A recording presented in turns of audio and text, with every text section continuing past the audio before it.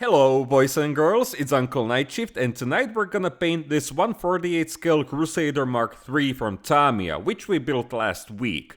So, if you're not caught up on this series, make sure to take a look at the previous video, link down below. So yeah, tonight we're gonna paint it, and we're actually gonna try a different method than my usual distressing or hairspray chipping technique, and that method is called post-shading.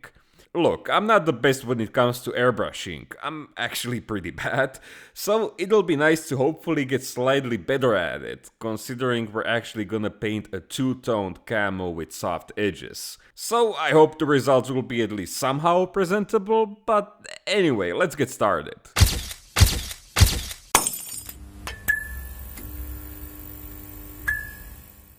My friends, you know the routine. Before we start painting, there are a few boring preparations that need to be done if we want to achieve a strong and smooth paint job.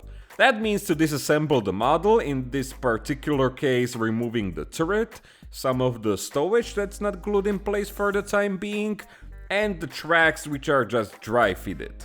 This will make painting them, as well as the running gear and lower hull, a lot easier. So with the model broken down into these sub-assemblies, we can give it a good gentle wash which will remove any dust particles and grease from our fingers which we might have left during the construction phase. When the model is fully dry, another important step is to prime all the large metal parts with a dedicated metal primer. This one is from VMS, and just like the Mr. Metal Primer from Mr. Hobby, it's a clear self-etching product which can be applied with a paintbrush. Now for the actual primer. I've run out of Mr. Surfacer, so I decided to use the one-shot primer from Camo. The reason why I chose white is because I'm going to spray a light colored paint on top of it. And a white base coat will make the process easier because white coat means less paint layers needed to obtain a nice opaque result.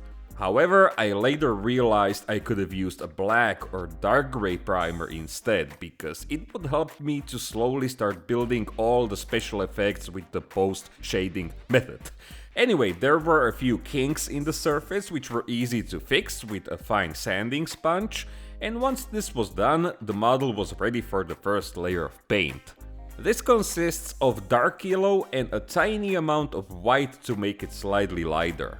Of course, I diluted them with about 50% of lacquer thinner to make sure they'll spray smoothly, and this will be our darkest base tone.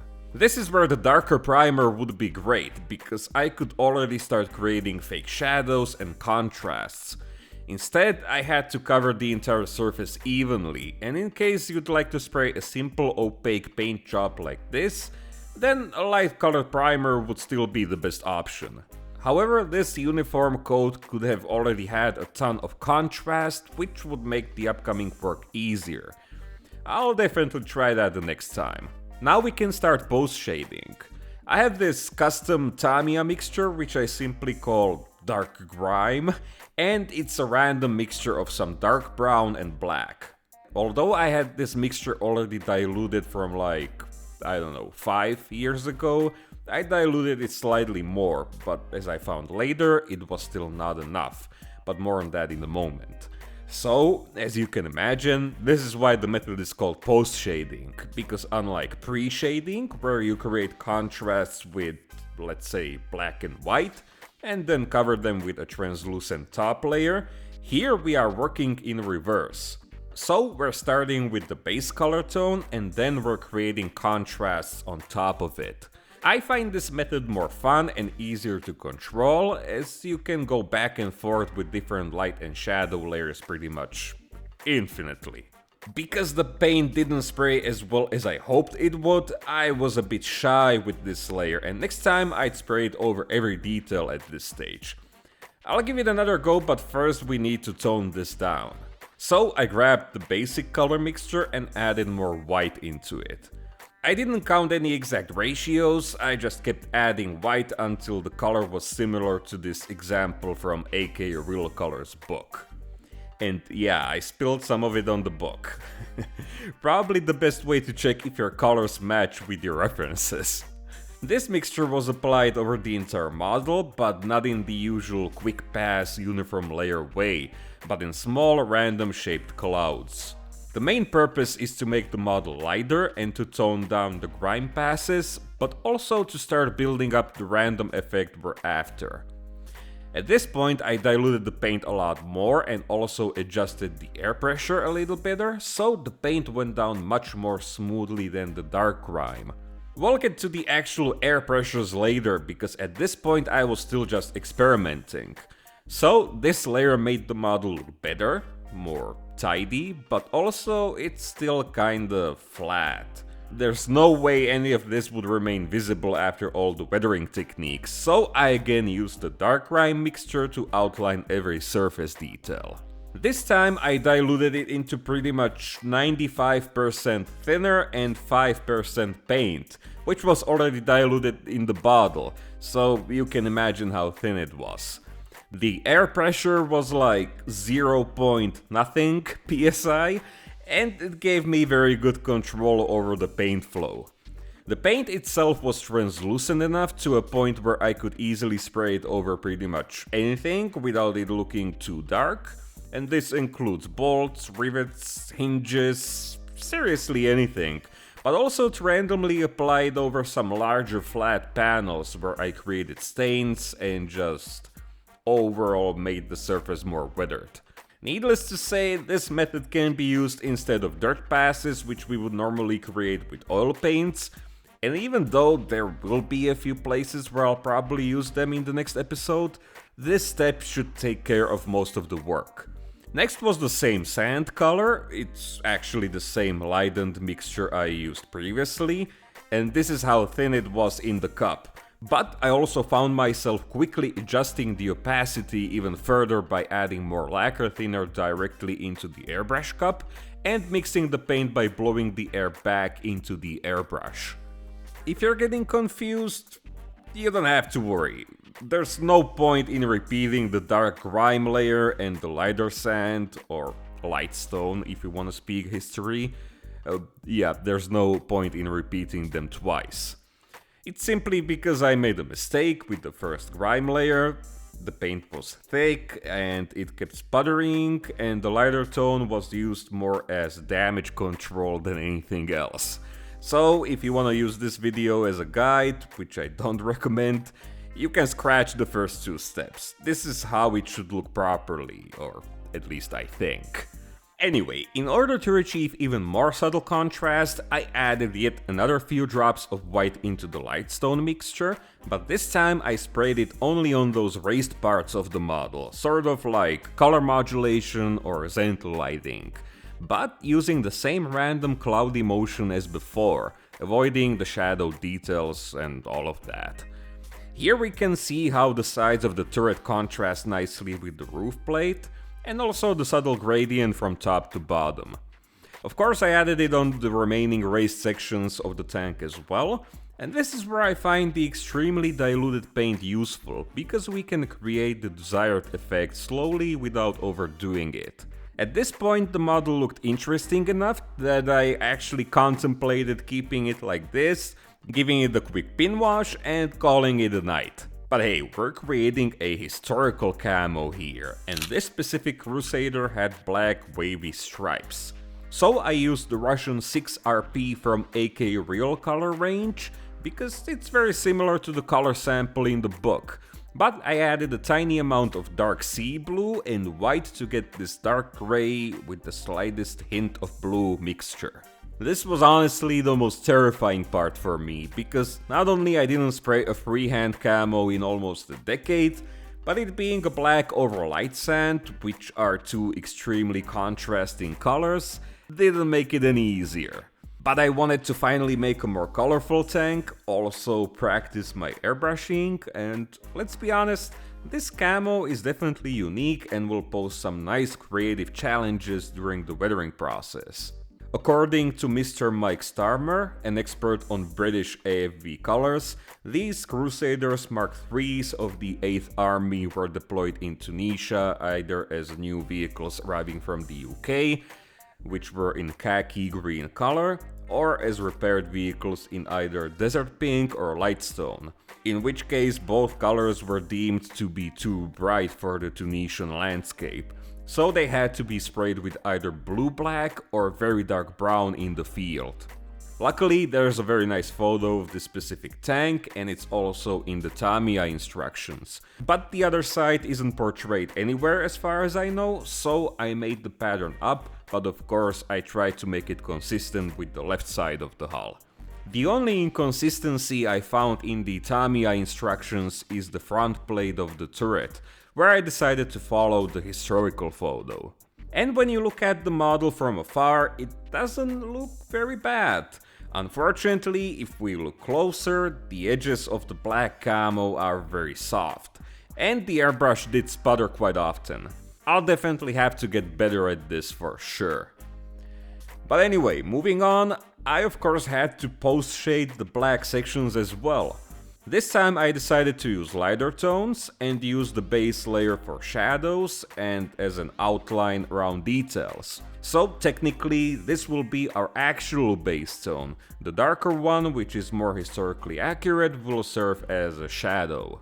Black is easier to work with if it's not a pure black color, and even dark grays are easier to weather if they're slightly lighter.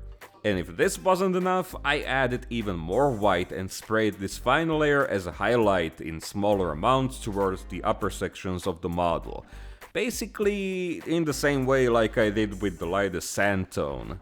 I know it's gonna be very bright, and I've already received some flack for using very light colors, but that's the way I like them, and it's gonna be alright once the model is finished. Well, so far it always was. I'm not so sure about this one, because I haven't weathered a model like this, like, ever. But the black being too light is honestly the least of my concerns. So, with the post shading done, the model is full of overspray and paint spatters which look really bad.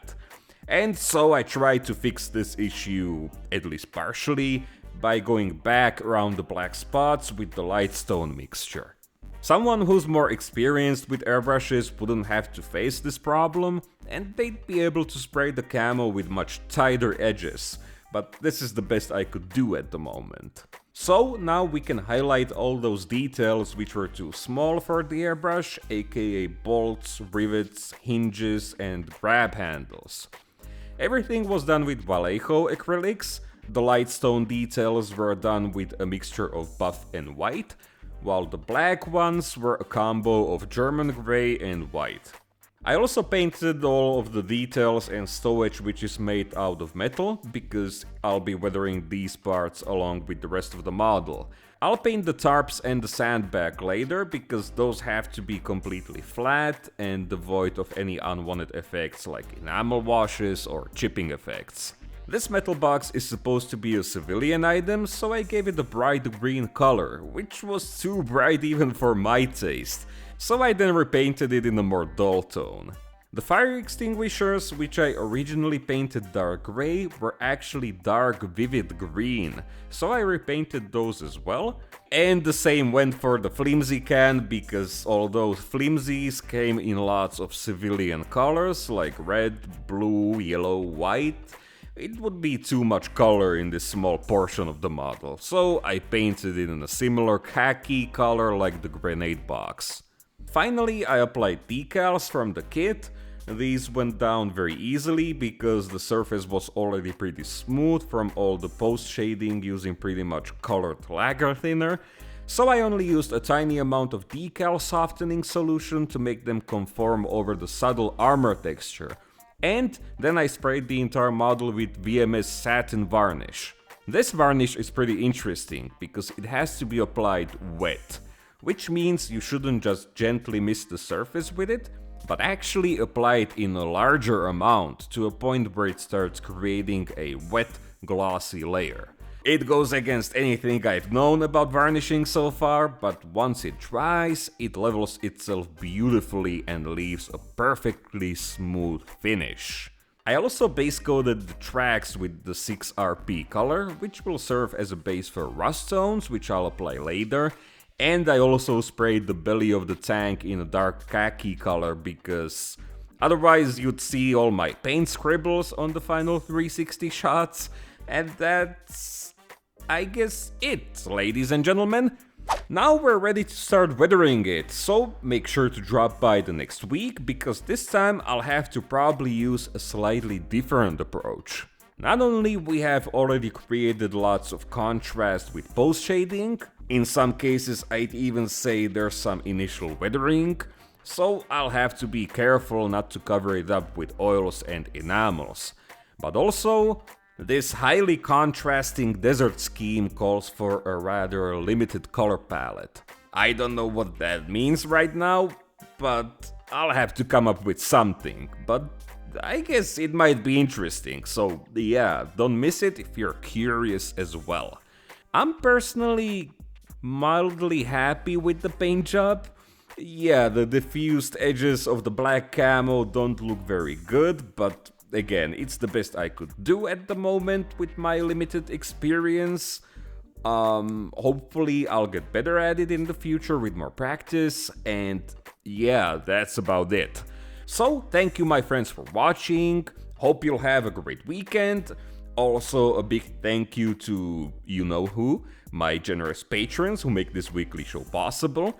And in return, they're getting some extra rewards like consistent updates from my workbench, which are almost every day, 1 week early ad-free videos, and nice, big, almost professional photos like the ones you're seeing right now. And we're also in touch through DMs. So if that's something you'd be interested in, just give it a look. Link down below and also on your screen. And that's seriously all I have for tonight, my friends. So, thank you again, stay awesome, keep building models, have a great weekend, leave a like if you had fun or a dislike if you didn't, and I'll catch you, my friends, in the next one. Cheers!